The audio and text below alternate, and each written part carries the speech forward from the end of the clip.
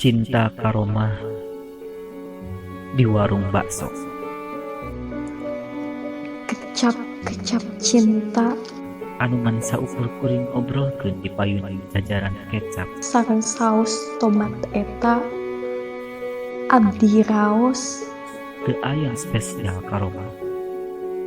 Kecuali waktu saharita urang caket sareng tukang martabak spesial.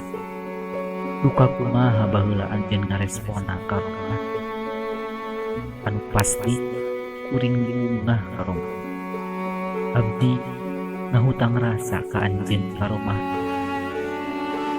Kuring ngahutang kesenangan. Kuring oge ngahutang kumujeng. Jeung kuring oge ngahutang sadayana. Upami anjeun nganggap ieu pinjeman, panginten tungtungna mangrugikeun hutang. Tapi karomah upami anjeun nganggapkeun ieu pangasih, pasti tungtung silih pasihan.